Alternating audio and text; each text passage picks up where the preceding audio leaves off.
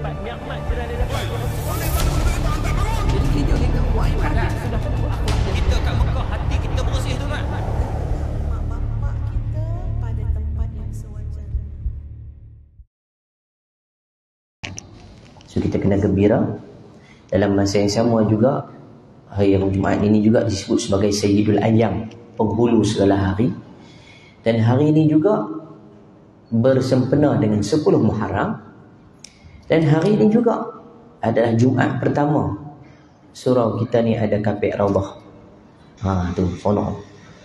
Siapa yang dapat sembahyang Jumaat tadi, kalau Jumaat pertama tenggelam dari dia dalam kapek Raudah.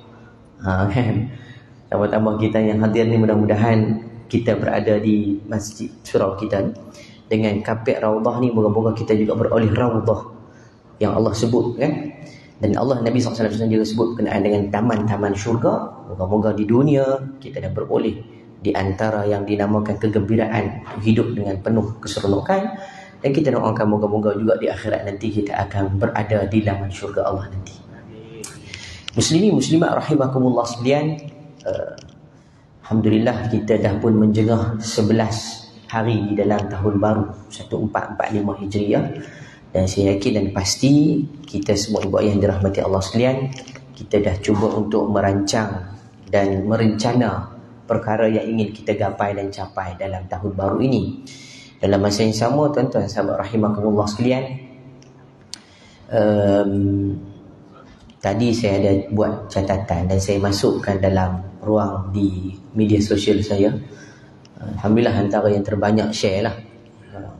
Saya masukkan berkenaan dengan semalam ada satu forum, saya berbincang-bincang, saya berbual-bual dengan sahabat saya.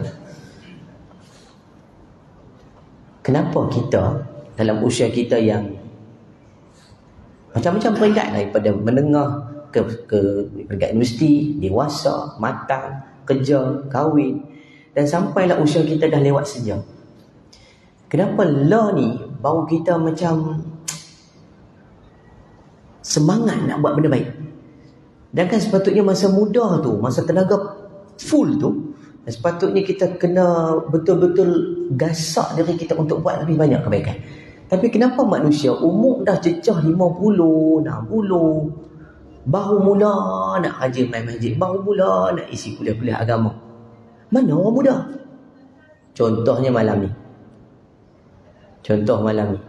Tengok hak yang berjambang, tengok orang yang berubat dengan orang yang rambut lebat warna hitam. Mana lebih ramai? Kan? Maksudnya gitulah kita pun, mana-mana pun. Bukan nak kata. Sebab kenapa persoalan ni zaman kita muda, tak tanya orang lain. Kita ni zaman kita muda, kenapa kita tak boleh buat benda yang sepatutnya lah ni kita buat lah? Rupanya, tuan-tuan sahabat rahimakumullah sekalian, duk bincang-bincang semalam, rupanya betul lah yang Allah sebut di dalam Al-Quran.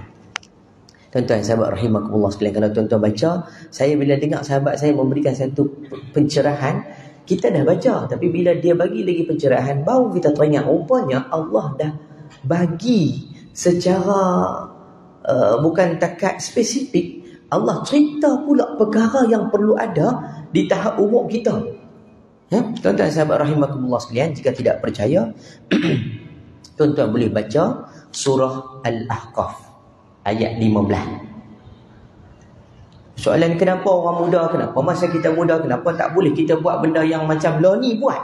Kenapa dah umur 50, 60, dah pencen, barulah kita nak rasa semangat? Padahal waktu tu kudrat kita dah tak sama.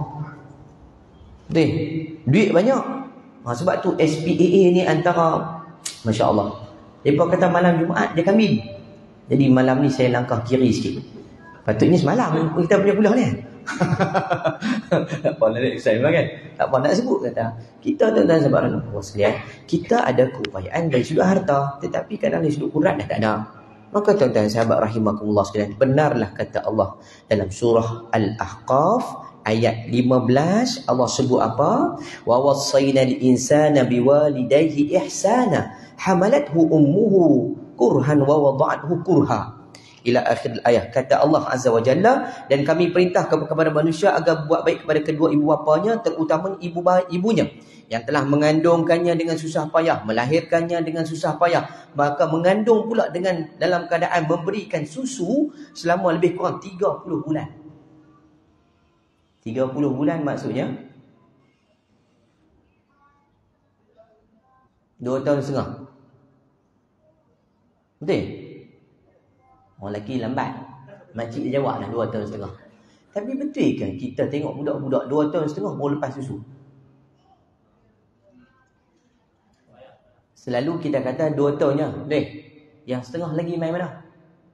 Tuan-tuan, Maha suci Allah. Sebab tu dalam Quran Allah bawa cerita, bukan kita nak terjemah harfan biharfin dengan cara zahir.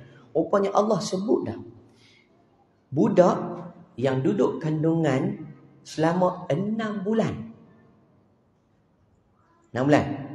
Maka 6 bulan itulah baru dinamakan sebagai bayi. Sebab tu umur 6 bulan, umur 7 lah. 6, 7. 7 tu kalau lahir awal, insya-Allah masih boleh selamat. Tapi bawah 6 bulan, hatta kalau kata contoh anak luar nikah. Betul? Kadang-kadang ialah kita dengar cerita lah, bila dah kahwin tengok tak sampai 3 bulan dah nak bersalin lah. Contoh. Jadi kadang-kadang benda macam ni, rupanya Islam ni dah bagi tahu umur 6 bulan anak dalam perut mak dah dapat susu. Plus lagi lahir pula di muka bumi selama 2 tahun, 24 bulan. So semua sekali total 30 bulan. Tu Allah cerita. Maksudnya selama lebih kurang 2 tahun setengah mak ni berususah payah mengandung, melahir dan menyusukan anak. Bukan takat tu, kata Allah Azza wa Jalla, Allah datangkan pula kepadanya supaya kita faham anak membesar dengan didikan mak ayah. Tapi macam mana kita yang membesar seterusnya untuk lebih matang? Bahasa kita matang lah, lebih dewasa, lebih cerdik berbanding dunia ni. Tuan-tuan sahabat rahimakumullah sekalian, Allah sebut apa? Allah sebut hatta idza balagha ashuddahu wal balagha 40 sana. Ini kata Allah Azza wa Jalla. Sehingga apabila anak itu mencapai tahap dewasa, umurnya 40 tahun. Allah jelas. Maksudnya umur 40 tahun ni umur kemuncak. Siapa-siapa yang dah sampai umur 40 tahun, maksudnya umur 20 baru nak mula start dia. Tu dia mula start dia Blackpink, start dia K-pop, time tengah nak naik tu. Umur 40 ni kemuncak. Maksudnya lepas 40 kita dah jarang naik, melainkan kita akan turun. Sebab tu kudrat kita dah semakin kurang, penglihatan kita pun dah semakin kabur. Saya pun tuan-tuan, umur baru 27. Tak campur lagi lah. Kan? Lo ni tak boleh baca dekat dah. Kena tengok tu. Sebab tu kalau tuan-tuan tengok saya masuk TV, kalau nak pegang handphone ataupun ada nota nak kena baca, saya kena pakai spek. Pecah rahsia. Maksudnya tak boleh baca dekat dah. Umur dah tahap ni dah. Maksudnya kita tuan-tuan sahabat rahimakumullah sekalian, bahawa peredaran umur itu sebenarnya Allah nak bagi tahu pada kita supaya kita lebih bersiap siaga untuk kita bersedia. Tambah-tambah pula pada tahun 1445 mungkin umur kita sedikit bertambah dan berbeza pada tahun lalu. Macam-macam kita nak buat. Maka tuan-tuan sahabat rahimakumullah sekalian, apa yang perlu kita buat ialah jom sama-sama kita nak ambil perubahan ini. Ibu ayah sahabat rahimakumullah sekalian, kadang-kadang kita selalu menilai orang lain dan membeza-bezakan dengan diri kita. Bolehlah dia ustaz, kita ni baru ustaz. Kan? Bolehlah dia mengaji agama, kami ni alik berota pun tenggelam timbul. Kita selalu menggunakan kaedah-kaedah itu untuk menjadikan diri kita ni tak seperti orang lain. Sedangkan Allah ciptakan kita dengan kelebihan yang pelbagai, dengan suasana yang masya-Allah tabarakallah banyak keistimewaannya. Maka tuan-tuan sahabat rahimakumullah sekalian, sedar atau tidak, Allah Ta'ala memberikan kepada kita dengan nikmat yang begitu banyak supaya kita terus bersyukur. Poin yang saya nak bawa kepada tuan-tuan, surah Al-Ahqaf juga di penghujungnya untuk menentukan tahap kematangan kita. Ibu ayah yang dirahmati Allah sekalian, ada 3 kata Allah Azza wa Jalla. Ada 3 di surah Al-Ahqaf. Umur 40 ni nak menentukan kita ni mampu untuk menjadi manusia yang saleh, lagi musleh. Ada 3 perkara yang Allah sebut di dalam surah Al-Ahqaf. Pertama tuan-tuan sahabat rahimakumullah sekalian, Allah sebut apa? Allah sebut alladhi an'amta 'alayya wa 'ala walidayya wa an a'mala salihan tardah. Bukan. Yang pertama katanya qala rabbi auzi'ni an ashkura ni'mataka allati an'amta 'alayya. Itu pertama. Katanya ialah beri aku petunjuk supaya aku dapat bersyukur dengan nikmat Allah kau anugerahkan. Ibu ayah yang dirahmati Allah sekalian, umur 40 saya yakin siapa-siapa pun yang hidup di muka bumi kita mampu beli. Umur pun mungkin dah ada. Umur 40. Bini mungkin dah bertambah umur. Bertambah tu saya tak tahulah. Maksudnya kita dah ada. Umur 40 ni boleh katakan hampir sempurna kehidupan kita. Kerja pun dah tetap, gaji pun dah sedap, kan? Rumah bertingkat-tingkat, kereta berkilat-kilat, bini 2, 3 atau 4. Tu masing-masing lah. Nak tunjuk bahawa kita waktu tu dah hampir sempurna. Rupanya umur 40 ni salah satu doa yang Nabi juga minta ialah supaya Allah berikan kepada dia kemampuan untuk bersyukur dengan nikmat. Kalau kita hari ni masih lagi duduk hitung masalah orang, cerita tentang hal orang, kita bersyukur dengan diri kita, wala'iyyazubillahi min zalik, maka susahlah untuk kita menentukan diri kita sendiri. Yang pertama. Yang kedua, wa an a'mila salih wa ala walidayya an a'mala salihan tardah. Kata Allah Azza wa Jalla lagi ialah yang kedua, bukan hanya sekadar kita bersyukur dengan nikmat, kita kena tengok pula yang kedua, supaya kedua orang tuaku agar dapat berbuat kebaikan yang engkau redai. Kita buat satu benda hasil daripada mak ayah kita didik. Tuan-tuan, perhati balik mak ayah kita. Berbanding dengan kita lah ni, mak ayah kita mungkin bukan seorang ustazah. Mak ayah kita mungkin bukan seorang yang alim dan faqih. Tapi mak ayah kita kadang-kadang benda yang kita nampak remeh, dia pandang tinggi. Contoh, kita balik lewat pukul 7, kan mak suruh masuk rumah. Pasal apa mak suruh masuk rumah? Mak kita mengaji, tak mana yang suruh masuk rumah sebelum maghrib? Rupanya Nabi dah suruh. Bahkan Allah dah sebut dalam surah An-Nas dan surah Al-Falaq. Bila mana malam gelap melita, akan ada makhluk yang melata. Supaya waktu tu jangan bercampur dengan makhluk yang sedang mengganggu kita. Rupanya perintah Allah, mak ayah kita mengaji mana? Nampak tak? Rupanya mak ayah kita particular bab berkenaan dengan hukum hakam walaupun mereka tidak alim. Cuba tengok dari sudut akhlak. Kan? Kita dulu-dulu lalu depan orang tua, mak dah boleh. Kita lah ni jumpa orang tua, bukan langkah mayat aku dulu. Langkah dulu dia sebelum mati. Langkahnya dulu je. Mayat Jumaat kan? Langkah atas kepala. Bukan di sinilah, tempat lain lah. Nak tunjuk kadang-kadang, mak ayah kita mendidik kita dari pelbagai sudut. Rupanya mak ayah kita walaupun tidak alim, tidak faqih, tapi dia mengajarkan kita tentang akhlak, tentang ilmu, walaupun mereka tidak seperti kita. Jadi tuan-tuan sahabat rahimakumullah sekalian, yang kedua ialah supaya kita dapat mengambil pengajaran, iaitu kita nak ambil apa yang mak ayah kita ajak, kita boleh lakukan dalam diri kita sendiri. Baik. Yang ketiga tuan-tuan sahabat, sebab yang kedua ni kita nak beramal dan amal kita kualiti seperti yang mak dan ayah kita ajak. Paling mudah adalah mak ayah kita lah, sebab guru. Dan yang ketiga tuan-tuan sahabat rahimakumullah sekalian, kata Allah Azza wa Jalla, iaitu wa aslih li fi dzurriyyati ila tubtu ilaika wa anni minal muslimin. Supaya apa yang kita buat kebaikan hari ni, anak-anak kita dapat tengok, dapat contoh. Bahkan setiap jariah yang kita keluarkan tu mengalir sampai generasi kita, dan anak kita mampu untuk sambung kebaikan demi kebaikan. Ni sampai tahap tu. Jadi 3 perkara nak tengok tahap matang kita. Pertama, tengok kita sejauh mana kita bersyukur. Yang kedua, sejauh mana kita beramal dengan amal-amal kebaikan. Yang ketiga, sejauh mana anak-anak kita yang hari ini membesar dengan kita mampu untuk kita didik dengan baik.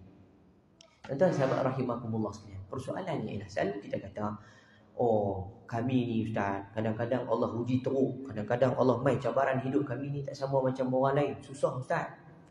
Tuan-tuan sahabat rahimakumullah sekalian, sedar atau tidak, kita selalu menyalahkan ujian, cabaran, bahkan ketentuan Allah yang kadang-kadang kita tak nak menyangkal ia adalah keredaannya, yakni kita redha Allah dah bagi. Cuma kenapa kita tak boleh terima ujian itu datang pada kita?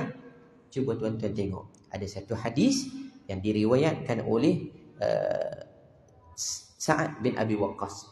Ceritanya datang daripada anak dia, Mus'ab bin Sa'ad. Katanya Mus'ab bin Sa'ad mendengar daripada ayahnya, iaitu Sa'ad bin Abi Waqqas. Sa'ad bin Abi Waqqas pernah tanya dekat Nabi SAW, Ayyun nas asyaddul bala, wahai Rasulullah, Siapa manusia paling teruk cubaan dan juga cabaran dalam hidup dia? Maka Nabi menjawab, Al-anbiya summal amsal fal amsal. Kata Nabi SAW, orang yang paling hebat cabaran dalam hidupnya ialah para Nabi, para utusan Allah. Kemudian fal amsal, summal amsal fal amsal. Kemudian yang seumpama dengannya dan seumpama dengannya. Ahli hadis ataupun para muhaddis melihat tentang hadis ini, mereka menyangkakan bahawa fal amsal itu seumpama dengannya dan seumpama dengannya ialah orang yang mewarisi ciri-ciri Nabi SAW, menyampai agama, duduk di jalan dakwah, cabaran cukup banyak. Kita tidaklah sampai seperti Nabi. Nabi tahap dia nak sampai satu benda, cabarannya lagi hebat. Kita hari ni tuan-tuan, daripada rumah, daripada pejabat, daripada mana-mana main surau. Ada tak orang baling batu? Ada. Ada tak orang tak pergi masuk? Ada. Ada tak orang kena cek kat kenalan? Betul tak orang Putrajaya main ni? Ada. Tak ada. Main makan free lagi dah. Dia kan tanya, surau ada tanya, kau main mana? Tunjuk sikit bukti dah main kuliah 3 kali baru dapat makan free. Ada. Ada. Tuan-tuan sahabat rahimakumullah sekalian, nak sebut pada kita tuan-tuan ni, keadaan dia ialah kita tak ada apa-apa pun ujian yang teruk melainkan para anbiya, para nabi dan juga para rasul. Kata Nabi SAW juga bahawa bila mana diuji, fal amsal yubtala al-'abdu ala hasbihi. Ini kata Nabi, setiap hamba itu akan diuji mengikut tahap imannya. Yalah, ustaz boleh ustaz cakap, ustaz kami teruk, ustaz kami diuji begini. Dia tak tahu kita pun diuji tahap kita. Tuan-tuan mungkin diuji tahap kita biasa-biasa. Saya pernah diuji tuan-tuan. Ujian saya yang saya rasa paling berat sekali ialah pada tahun 2008, lebih kurang 2008-2009. Saya rasa itu paling berat lah kot ujian saya. Dia bukan ujian bagi saya lah buat tu. Saya tak minta satu lagi ujian yang berat. Kita pun takut tuan-tuan. Ujian sekarang ni macam-macam, masya-Allah tabarakallah. Yang kita tengok di luar sana kan. Bukan hanya orang politik, orang rawas jawat, duk kerja kena saman, kalah ustaz pun juga kena. Maksudnya kita tak terkecuali. Dunia hari ni macam-macam penuh dengan fitnah. Kita kena jaga-jaga. Tahun 2008, 2009 ujian saya paling berat. Saya rasa lah. Ketika itu saya keluar dalam rancangan di Astro. Nama saya Nabil Ahmad. Astro Oasis. Sahabat saya keluar juga di Astro Ceria, Astro Ria. Namanya Nabil Ahmad. Juga Raja Lawak. Tapi saya tak masuk Raja Lawak, boleh lah buat lawak. Kan? Nama sama. Branding kami Astro. 2008-2009. Satu ketika orang confuse. Nak panggil ceramah, pergi panggil Nabi Raja Lawak. Nasib baik dia tak naik khatib panggil. Waktu tu dia baru start. Saya ni sampai tahap pernah ditawarkan menjadi model Superbike. Ada ustaz pernah ditawar model Superbike? Saya tak pernah lagi ikut. Ni cerita tu terang tuan-tuan. Tahun 2008-2009 masa tu. Tiba-tiba dapat satu panggilan. Assalamualaikum. Waalaikumsalam. Tumpang tanya, ni Encik Nabil ke? Ya, saya. Nama betul lah Nabil lah. Ya, saya. Dia nak confirm lagi. Nabil Ahmad ya, saya. Betul lah nama saya Nabil Ahmad. Dalam IC pun Nabil Ahmad. Kan? Cuma nama sahabat saya tu Ahmad Nabil Ahmad. Saya Nabil Ahmad. Encik ni yang dalam Astro tu? Lagilah saya. Takkanlah saya nak nipu. Memang saya masuk Astro. Ya, saya Astro. Cik. Baru dia puas hati. Saya daripada satu syarikat, iaitu syarikat Tut. Di hidden kan lah namanya, takut nanti viral susah. Kan? Dia pun beritahu, dia kata sebenarnya kami ada satu hajat untuk kami undang, kami nak meminang lah Encik Nabil selaku model Superbike. Termenung sekejap saya tu. Nak makan tengah hari tu kan memang tak makan lagi lah. Dia tengah fikir model Superbike. Tak pernah lagi nampak tawaran model Superbike. Kalau takat bukan model. Kalau takat berlakon tu pernah. Macam tadi saya buka puasa kat belakang tu. Makcik mungkin pernah tengok saya kan dalam forum perdana. Jadi ustaz ni dalam forum perdana dengan Ustaz Zaid, dengan Ustaz Hariri. Ustaz ni budak-budak tadi duk makan dengan saya. Ustaz nak tanya. Kita pun nak tanya apa buka puasa ni. Kan? Ustaz ni berlakon ni. Berlakon. Kita pun takkan nak menipu budak-budak kan. Kita kata, yalah saya ustaz berlakon juga. Ustaz Badrul kan. Dalam Salam Ceria tuan-tuan. Salam family, Astro ceria. Hampa tak tengok kan? Patut blur semua. Masa bulan puasa, lepas tu masa raya haji baru ni, memang muka saya dah keluar kat dalam tu. Kalau tuan buka dalam Astro ni kan, dia boleh rewind balik tengok. Jangan tengok salam family, tengok ada satu watak namanya Ustaz Badrul. Sebab dia nak cari watak seorang ustaz boleh cakap bahasa utara piang. Dia nak piang punya bahasa Arab, bahasa utara. Jadi kita dia pilih. Saya berlakon. Tadi dia tengok, ustaz, betul ustaz. Saya tengok ustaz tadi, ada seorang tu kan, depan kita ni. Saya tengok ustaz dalam TV handsome. Tapi di luar lagi handsome. Maksudnya dia original tu.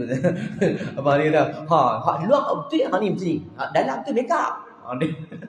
Maksudnya budak-budak pun kenal kita. Okey. Tahun 2008 kita keluar TV ya. Tiba-tiba dapat tawaran jadi model Superbike. Saya pun terpelik. Macam mana boleh aku jadi Superbike? Macam tak apa. Saya tengah duk fikir-fikir tu, dia pun tanya saya. Tak apalah encik, macam inilah saya nak. Kalau boleh tu saya nak tahu lah berapa sebenarnya mas kahwin. Lagi pula. Kita budak kampung tanya mas kahwin. Kita pun habaq pun terang, saya dah kahwin dah. Rupanya dia nak minta tanya berapa kalau nak ambil kita sebagai model, berapa nak bayar. Minta maaf lah, orang kampung main Kuala Lumpur kan. Baru faham. Saya kata, saya ni biasalah tak pernah kan. Dia pun macam banyak lama sangat. Dia dah macam ni lah Encik Nabil, macam ni. Sebenarnya untuk kita punya shoot ni, untuk punya siaran ni di TV lebih kurang 30 saat. Nak keluar di TV kan, iklan mana boleh lama-lama. Takkan iklan setengah jam. Iklan setengah jam tutup kedai tu. Forum perdana sejam pun orang tukar channel lain. Nasib Ustaz Z yang mereka tengok macam semalam. Baik, tuan-tuan sahabat rahimahullah sekalian. Apa yang berlaku ialah dia kata 30 saat je. Tapi mungkinlah nak ambil waktu rakaman tu dalam 2-3 jam lah kan. Nak tukar baju, nak ambil shoot footage kat sini depan belakang. Tak apalah. Saya pun fikir-fikir macam mana aku nak tentu. Saya pun tak tahu nak beri jawapan. Maka dia pun kata beginilah. Untuk tempoh masa 30 saat keluar di TV. Tuan-tuan rasa saya akan dibayar berapa ringgit? Saya ceramah 30 minit lebih kurang. Bukan 30 saat. Bayar tak saya berapa ribu? Tak sampai Ustaz. 200-300 je Ustaz. Agak. Tak apalah. Setengah jam 200-300. Keluar TV 30 saat. Asal-asal berapa ringgit? Tahun 2008-2009. 5,000. RM 35,000 ringgit Malaysia. Macam? Aku letak jawatan berceramah, baik aku jadi model pun baik 35,000 30 saat. Kan berceramah macam ni, punya dia. Nampak tak ni cabaran dia. Cabaran tuan-tuan tak wajib. Ni baru kita baru fikir, ya Allah, kalau itu baru ditawarkan dengan nikmat dunia, kita dah tenggelam, terkapai-kapai dah. Macam mana dengan cabaran-cabaran lain? Kita sikit sangat. Jadi berarti nak digambarkan dengan hadis Nabi ni, rupanya kita akan didatangkan dengan ujian mengikut kadar iman kita.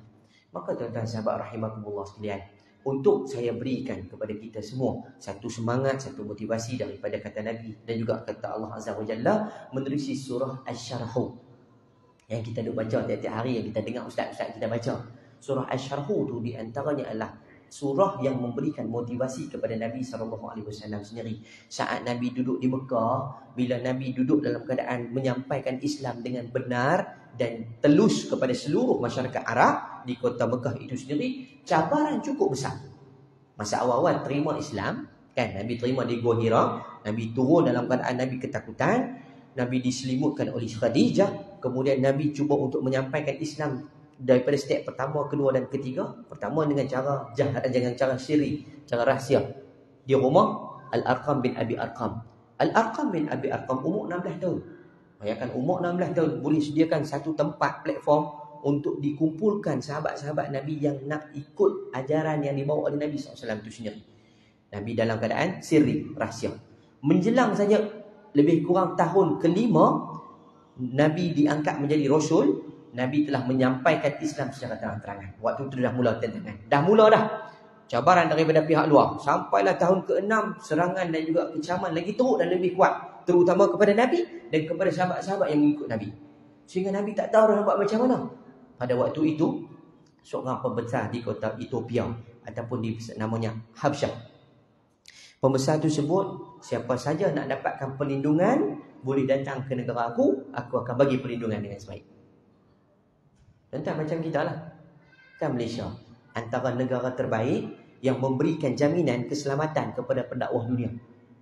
Kita pun tahu kan, ada kat negara kita kan, negara lain tak ada kan? Tahu tak tahu? Tahu kan? Tahu pun duduk sini. Tahu pun duduk sini kan. Sebab bila itu saya cerita dekat satu masjid, mereka pun kata, "Ustaz, saya nampak tu kat kedai mamak. Saya dah nampak macam dia." Saya tak nampak betul-betul. Syakal mungkin bentuk tu nak sama, tapi kena tanya lu betul ke tak doktor kita tu kan. Maksudnya Malaysia satu-satunya negara yang hebat. Bayangkan kita berani untuk menyelamat dan memberikan jaminan keselamatan kepada pendakwah negara. Begitu juga dengan dulu. Pendakwah pemimpin di kota Habsyah memberikan jaminan, datang ke negara aku akan jaga. Waktu tu Nabi melepaskan kumpulan pertama, yang itulah hijrah yang pertama, sampai ke kota Habsyah pada tahun ke-6 kenabian. Nabi hantar lebih kurang 12 orang. Antaranya ialah orang-orang muda. Nama-nama mereka yang saya sebutkan ni, antaranya adalah Abdullah bin Suhail. Antaranya lagi ialah Ummi Kalthum bin Suhail. Dan juga beberapa sahabat yang lain. Kenapa tuan-tuan? Waktu Nabi sampaikan Islam itu, Nabi mendapat tentangan daripada Abu Jahal, Abu Sufyan, Abu Lahab. Hatta daripada seorang pembesar juga namanya Suhail ibn Amr.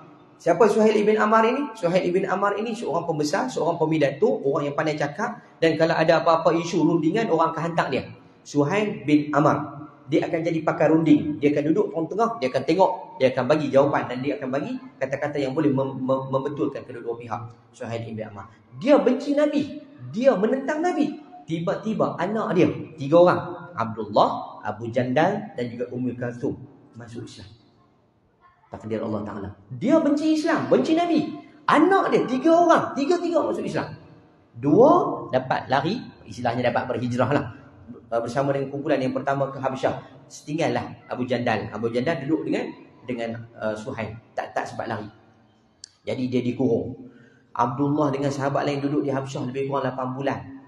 Tak ada yang tak sampai 8 bulan. Dengar cerita, ramai di kalangan pembesar Mekah masuk Islam.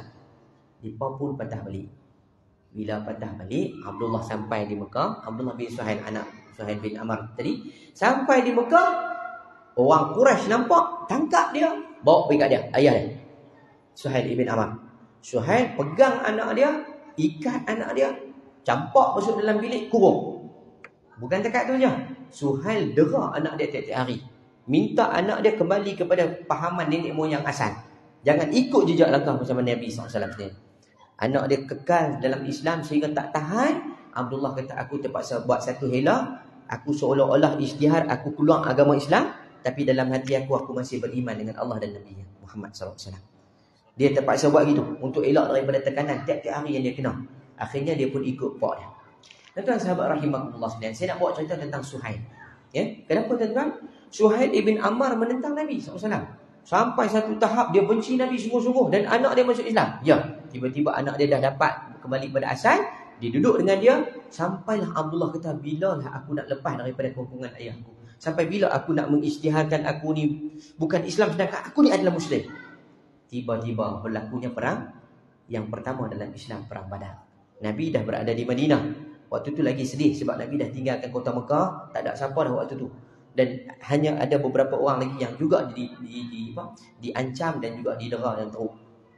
Sehinggalah perang Badar, Abdullah dia tak dalam perancangan otak dia bahawa aku kena ambil satu jalan untuk aku curi peluang aku nak lari pergi kat Nabi SAW dalam perang Badar. Kita pun tahu tuan-tuan, Nabi SAW datang daripada Madinah, bukan datang nak perang, kan? Dengan keadaan kelengkapan senjata pun tak berapa nak lengkap, bahkan dengan jumlah bilangan lelaki pun tak ramai, dan mereka bukan bersedia untuk bertempur. Dengan takdir Allah, bilangan lebih kurang 300 lebih, ada 313, ada kata 315, ada kata 317, berdepan dengan 1000 orang tentera Quraisy. Waktu tu Abu Lahab, Abu Sufyan, hatta kepada Suhail ibn Amr bersangka dengan penuh keyakinan bahawa kami boleh menang. Takdir Allah, perang tu memang memberikan satu tentangan hebat kepada tentera-tentera Quraisy. Mati ramai. Bahkan hampir keseluruhan di kalangan orang Quraisy berada dalam tawanan tentera Islam. Waktu itulah, tengah-tengah Suhail duk perang tu, nampak Abdullah berlari pergi dekat tentera Islam, menyerah diri. Dia kata, memang aku tahu dah, memang anak aku ni memang tipu aku. Ingat aku je pandai prank anak aku dulu. Rupanya anak aku prank aku balik. Rupanya anak dia buat tipu hela, anak dia memang sebagai seorang Muslim. Oh, tentera Islam waktu tu tak tahu kata Abdullah dah masuk Islam. Mereka tangkap, letakkan dalam tawanan. Habis perang tu, Suhail ditangkap juga, ditawan. Tapi tak dibunuh. Cuma Nabi bagi jaminan, orang Quraisy, siapa masuk Islam, kita akan bebas. Tapi siapa yang nak dibebaskan, kena ada wang tebusan. Waktu tu Suhail tengah mengharapkan sesuatu. Umar mai dekat Nabi. Umar Al-Khattab datang dekat Nabi, dia kata, wahai Rasulullah, izinkan aku jumpa dengan Suhail. Siapa nak jumpa Suhail? Aku nak cabut 2 batang gigi dia. Geram sungguh Umar. Sebab kan saya sebut tadi, Suhail ni pembesar, dia ni pemidato, dia ni pandai cakap. Aku nak buang gigi, paling tidak dia rongak gigi dia. Jahat tu. Umar geram sungguh. Aku tak bunuh tak apa, aku nak rongak gigi dia, aku nak cabut 2 batang gigi. Nabi kata, wahai Umar, jangan buat begitu. 2 batang gigi ini yang akan menggembirakan kamu. Optimisnya Nabi SAW. Kalau kita no, orang kata kat kita kan, ni Ustaz Nabi tu, Ustaz Nabi kata kat hang tu ni, Ustaz Ustaz Nabi kata kat Ustaz ni, dia kata Ustaz dah lah lambat main masjid, makan duit haram pula. Contoh kan, kita haram jadah. Keluar kita gua orang kita ni cepat. Tengok Nabi tuan-tuan, optimis. Sedangkan dia tahu Suhail ni di antara pembesar Mekah. Dan Suhail ni pemain tu hebat. Suhail ni hidup dengan dia. Suhail benci dia, tapi Nabi tak benci Suhail. Punya macam tu optimisnya Nabi dekat sahabat-sahabat ni. Jadi tuan-tuan sahabat rahimakumullah sekalian, kerana dengan wang tebusan daripada orang Mekah, maka Suhail dibebaskan. Suhail balik ke Mekah. Abdullah balik bersama dengan Nabi di Madinah. Pendek cerita tuan-tuan, tahun ke-6 hijratun Nabi SAW, kan Nabi mimpi satu malam, Nabi masuk kota Mekah, Nabi boleh buat umrah. Maka pagi tu Nabi jumpa para sahabat, Nabi cerita, punyalah seronok. Di antara sahabat yang paling seronok adalah Umar siap-siap semua dah nak pergi bersama dengan Nabi untuk umrah. Maka mereka datang dalam kumpulan yang ramai. Kumpulan itu telah diketahui oleh pihak Quraisy. Mereka pun hantar 3 orang perisik, cuba tengok betul atau tidak Nabi ni nak main buat umrah, ataupun Nabi ni nak main perang. 3 perisik, parti punya parti, tengok gerak-geri, memang main dengan keadaan banyak binatang ternakan, binatang korban. Kemudian pula semua dalam pakaian serba putih, tak nampak pula senjata yang dibawa bersama. Cerita ni sampai dekat pembesar Quraisy. Mereka tak percaya. Akhirnya mereka sekat sampai Hudaibiyah. Mereka minta ada rundingan. Maka Nabi hantar Uthman bin Affan. Itu cerita kan, bila Uthman pergi dalam beberapa ketika, Uthman tak patah balik. Jadi mereka duk sangka Uthman kena bunuh. Bersiap-siaga lah mereka nak turun perang dengan puak Quraisy. Tiba-tiba Uthman balik settle. Tak settle lagi rupanya, tak boleh masuk sebab Quraisy tak bagi kebenaran. Waktu itulah Quraisy hantar Suhail ibn Amr jadi juru runding dengan orang Islam. Maka Suhail jadi wakil daripada tentera orang Quraisy, kafir Mekah. Maka Nabi SAW sebagai wakil daripada tentera Islam ataupun orang Islam, dan dipilih Ali untuk jadi jurucatat. Maka dalam catatan, kita kata sebagai perjanjian Hudaibiyah itu sendiri, ada beberapa benda yang disebutkan. Pertama, kumpulan yang datang daripada Madinah Islam tak boleh buat umrah pada tahun tu. Kecewa lah mereka datang jauh-jauh beratus-ratus kilometer daripada Madinah, sampai dah dekat dah tanah halal, nak masuk tanah haram lah Hudaibiyah ni, tak boleh masuk dalam perjanjian tadi. Daripada siapa? Perjanjian daripada Islam dan Suhail. Bijak Suhail ni. Pertama, orang Islam tak boleh masuk Mekah. Kedua, genjatan senjata antara muslimin dengan kafirin Quraisy selama lebih kurang 10 tahun. Okey, itu win-win. Tak ada siapa menang, tak ada siapa. Dua-dua cantik. Yang ketiga, orang Islam yang duduk di Madinah, duduk Madinah. Orang Islam duduk di Mekah tak boleh ikut Nabi. Orang kafir duduk di Mekah, kekal di Mekah. Tapi orang kafir Quraisy yang duduk di Madinah dalam tawanan Nabi, kena hantar balik mai ke Mekah. Adil tak adil? Tak adil lah. Sebab orang Islam duduk Mekah tak boleh ikut Nabi. Orang kafir duduk Madinah kena hantar balik. Nampak Suhail? Ni dia punya. Lagi geram Umar tadi, aku nak buang gigi dah. Nampak ni. Puja. Umar marah ni. Tapi Nabi kata, tak apa, sabar. Aku tahu. Perjanjian kan? Nak dicatat pula dalam perjanjian itu, diletak nama Muhammad Rasulullah Suhail kata, jangan. Letak Muhammad bin Abdullah. Lagi marah Umar. Hoi, ni pemimpin kami. Kata. Dah lah kami punya. Kan? Banyak benda yang tak berat pada kami, tiba-tiba pula nak marah lagi Umar. Rasulullah kata, sabar. Tak apa. Letak Muhammad bin Abdullah. Termateri satu perjanjian namanya perjanjian Hudaibiyah.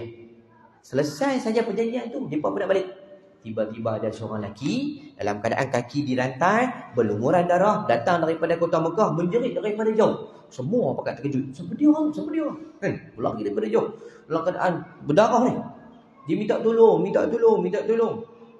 Sampai dengar suara, Muhammad tolong aku. Muhammad Rasulullah tolong aku. Rasulullah tengok, siapa ni? Dia adalah Abu Jandal, anak kepada Suhail bin Amr. Kan dia ada 3 orang anak tadi. Abdullah, Abu Jandal dengan Ummu Kalsum. Abdullah dah lari bersama dengan Nabi dah. Jadi Abu Jandal yang daripada tadi tersangkut tu. Dia didera oleh pak dia sendiri. Dia mai dekat Rasulullah, "Wahai Rasulullah, bawalah aku, keluarkanlah aku daripada kesengsaraan, bebaskan aku daripada cengkaman pak aku sendiri." Dah masuk tu dah. Kita bagi lalu azan. Sekejap lagi kita cerita tentang siapa Abu Jandal yang seterusnya.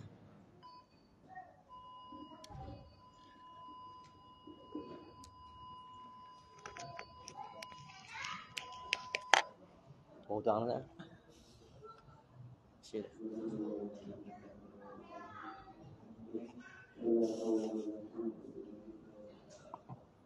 Terkejut. Allahu Akbar. Allahu Akbar. Allahu Akbar.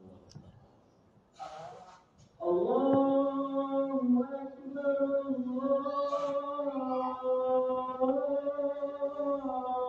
Akbar.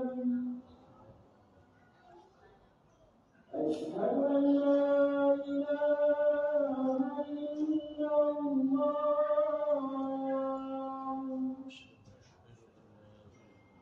Asyhadu an la ilaha illallah.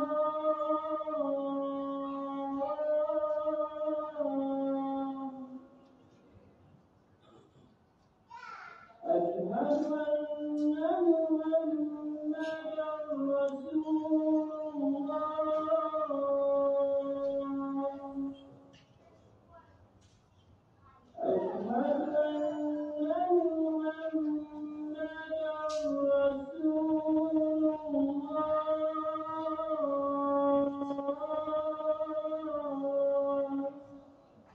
Asyhadu anna hayya 'alas salat.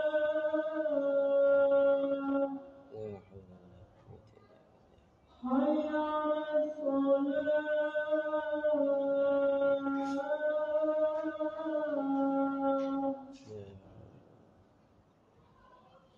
Hayya 'alal falah.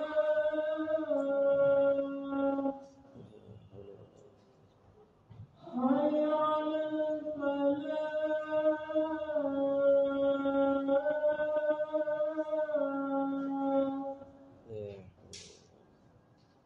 Allahu Akbar.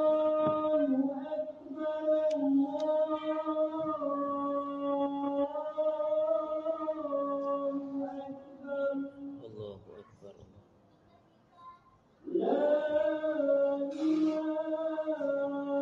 illallah. La ilaha illallah. Syarah.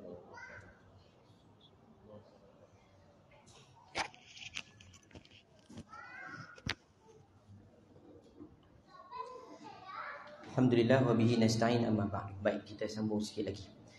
Menyambung cerita tadi berkenaan dengan Abu Jandal, datang daripada Mekah dalam keadaan kaki ini diikat, berlumuran darah, minta tolong dekat Nabi SAW supaya dilepaskan dan dibawa bersama dengan Nabi berhijrah ke kota Madinah kembali. Tapi Nabi kata tak boleh sebab dah termenteri janji. Ni kita kadang-kadang kena faham, janji kena buat walaupun benda tu memang rasa susah. Bayangkan waktu tu, bila mana dah Abu Jandal main dekat Nabi minta tolong, Nabi tak sampai hati. Waktu tu Umar main. Umar kata, Abu Jandal, ni pedang aku. Bunuh dia. Geram, betul dia geram ni. Dia kata, Abu Jandal, ambil pedang aku. Pergi bunuh tu, pedang tu. Rasulullah kata, jangan. Kan tadi dah sebut dalam janji tadi.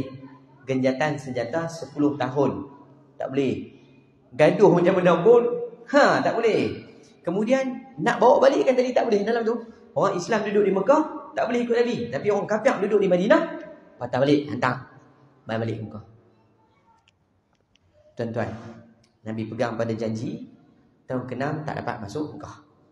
Tahun ke-7 dan ke-8, bukankah berlakunya Fathu Mekah?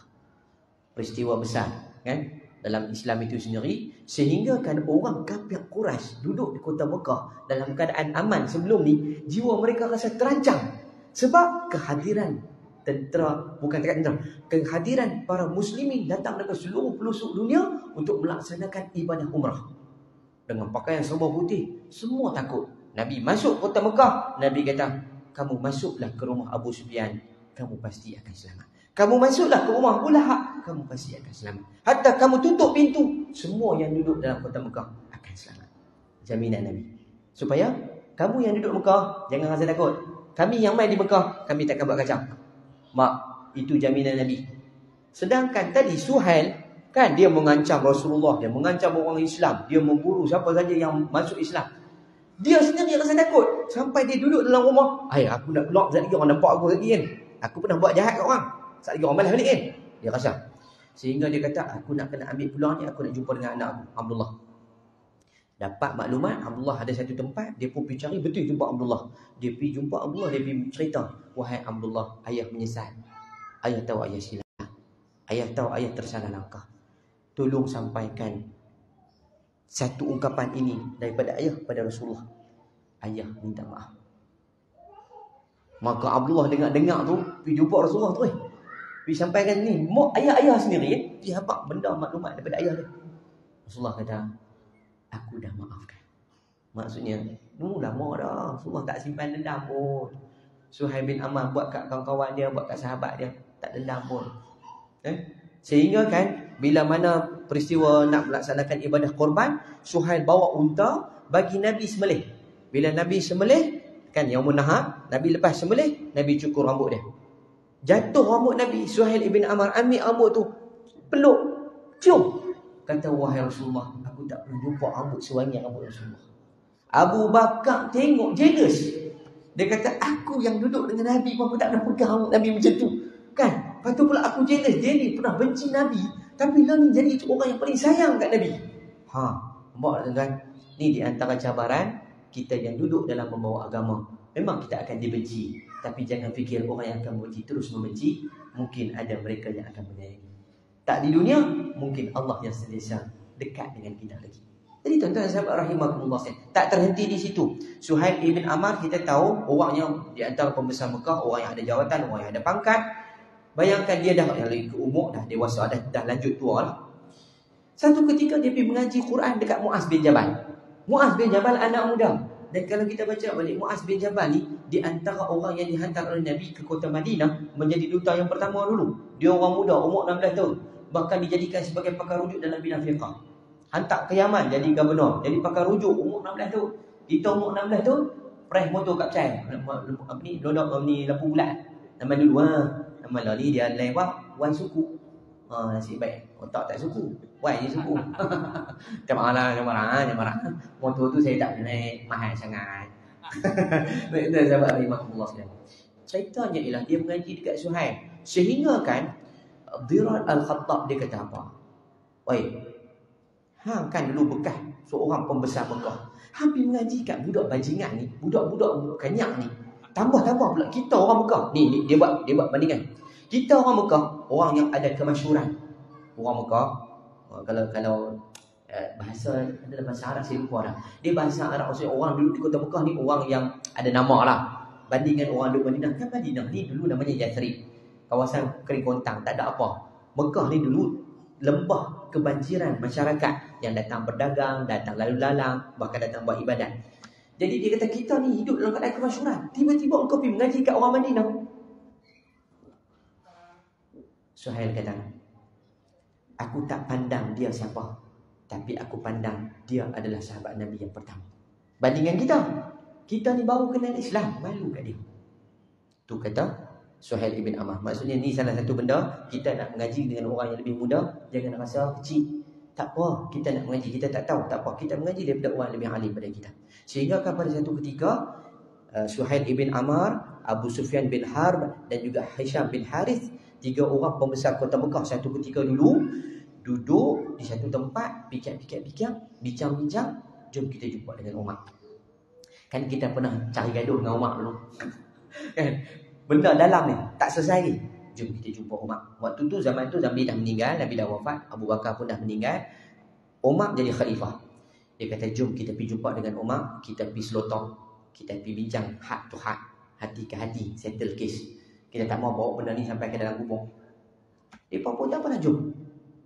Depa bekas pembesar, jumpa dengan pembesar. Umar sedang menjadi seorang khalifah pembesar. Bila nak pergi jumpa, kena buat appointment. Kan, ambil nombor giliran. Sedang duduk tunggu tu, tiba-tiba datang 2 orang lelaki, dan 2 orang lelaki ini adalah bekas hamba satu ketika dulu. Seorang namanya Suhaib Ar-Rumi, seorang lagi namanya Ammar bin Yasir. Seorang bekas hamba.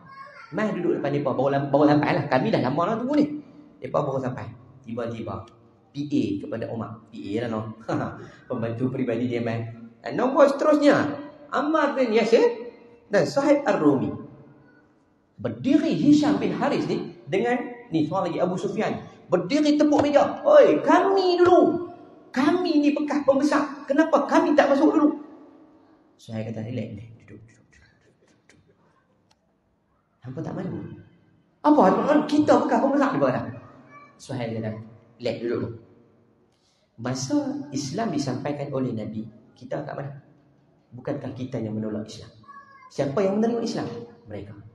Selayaknya mereka lah masuk jumpa Umar bandingkan kita. Kedua, kalau kita waktu ni kita meninggal, jumpa depan Allah, pamer amal-amal kebaikan kita, bayangkan Allah panggil 2 orang ni masuk syurga. Kita di mana? Kita belum tentu ahli syurga. Menangis 2 orang sahabat. Nampak tuan-tuan, hasil dakwah Nabi yang tadi, yang saya baca hadis ni, bahawa ujian seorang pendakwah, ujian kita yang bergelar sebagai Muslim, di mana-mana pasti akan ada. Sebab tu tuan-tuan, tolong jaga diri kita baik-baik dan tolong jaga hubungan kita dengan sahabat kita yang lain. Bahkan Nabi sebut, tuba liman syaghalahu aibuhu an uyubin nas. Beruntunglah bagi orang yang sentiasa melihat keaiban diri berbanding melihat keaiban orang lain. Kita tak boleh cerita buat orang, kita cerita tentang diri kita. Moga-moga kita dapat tunduk, kita dapat muhasabah buat diri kita. Sebab 2023 ni tak lama dah, ni bulan 7, bulan masuk bulan 8, tinggal 4 bulan lagi habis. 1445 dah masuk tahun baru. So kita ubah dengan diary baru, dengan azam baru, kurangkan untuk kita berkata-kata, kita tambah dengan perkara yang namanya amal-amal kebaikan untuk kita dekat dengan Allah Ta'ala. Baik, saya rasa cukuplah sekadar itu peringatan ringkas untuk diri saya dan juga dari tuan-tuan dan puan sebagai semangat dan juga kata-kata motivasi yang boleh kita ambil. Apapun, tadi saya terlupa nak tinggalkan.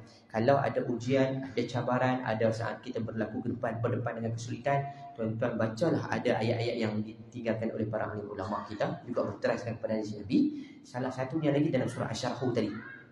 Surah Asy-Syarh ayat 5 dan 6. Surah Asy-Syarh. Orang kita ni bila sebut Asy-Syarh, pedih kan? Surah Alam Nashrah. Dia hafal kepala. Surah Al-Fil. Alam Tarukat. Alam Tarukat. Orang kita hafal kepala. Dia tak hafal nama surah. Tak apa. Betul kan? Jadi Alam Nashrah ayat ke-5 dan ayat ke-6. Fa inna ma'al usri yusra, inna ma'al usri yusra. Saya kalau dipanggil untuk bagi motivasi pelajar, terutama yang nak ambil Faisal, saya akan minta baca surah ni daripada mula awal sampai habis ayat 1 sampai ayat 8, ulang-ulang, terutama saat duduk di meja dalam Dewan Faisal tu, duduk tu tak fikir apa dah, baca surah tu. Tengok sikit gambaran, kalau ada biasan cahaya matahari, ada tingkap pun, jangan tengok matahari, rosak mata. Ambil biasan tu, kita buat ibarat kita baca surah tu surah motivasi yang Allah cerita dekat Nabi, alam nashrah laka sadrak. Tidakkah kamu melihat bagaimana kami melapangkan dada kamu? Asy-Syarh ni maksudnya dalam bahasa Arab, dari sudut bahasa, dia adalah ikatan atau simpulan yang kuat. Tapi bila sebut Asy-Syarh dari sudut istilah, benda yang tersimpul, benda yang terikat, bagaimana boleh dirungkai. Maksudnya yang susah, kalau kita akan ambil benang, ikat, cuba buang benang. Tak payah benang lah. Tali lembu sudah. Korban ni. Ikat. Nak buka tu pun jenuh. Lain kali gigit potong lah. Payah sangat. Nak sebut kita payah. Asyarhu dia adalah simpulan. Allah nak sebut lapang ni. Allah buka simpulan itu dengan mudah. Surah ni tuan-tuan, baca. Saya pun amal daripada guru kita. Antara yang saya ambil sanadnya, satu daripada Dr. Harundin sendiri, almarhum. Yang kedua saya ambil daripada Syekh di Mesir. Juga dia pesan kepada kami, nak ambil periksa, jangan lupa baca surah ni banyak-banyak. Sampai ayat ke-5 ke-6, dia Datuk Harun bagi petua. Kita tak tangan di sini sambil kita baca surah tadi, habis pada ayat ke-8, kemudian kita tiup. Kemudian tutup dan kita sapukan dada kita. Moga-moga seperti dalam Quran Allah sebut, Allah lapangkan dada, Allah bagi pada kita satu kepuasan untuk kita nak berdepan dengan ujian, dilapangkan dengan segala apa-apa yang ada. So kita harap moga-moga ayat Quran tu besar dalam diri kita boleh amal. Jadi tuan-tuan boleh amal macam mana pun. Semua saya ikut pada tuan-tuan, itu salah satu ayat yang boleh kita amal ketika berdepan dengan ujian. Ulang banyak-banyak. Di samping ayat-ayat lain, Rabbi yasir wa la tu'asir pun boleh kan. Rabbi syrahli pun boleh.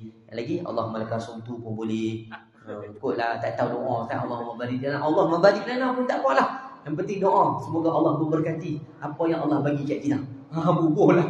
Jangan langsung tak tahu doa apa. Doa lah apa-apa ni, penting doa. Saya cukuplah sekadar itu. Yang baik datang pada Allah, yang lemah yang kuat datang pada diri saya. Saya minta maaf banyak-banyak kalau ada salah silap. Jika tak apa nak betul, nak tepat, saya minta teguran daripada guru-guru yang ada. Moga dapat dibetulkan di masa yang akan datang. Jumpa lagi. Siru ala barakatillah. Wassalamualaikum warahmatullahi wabarakatuh.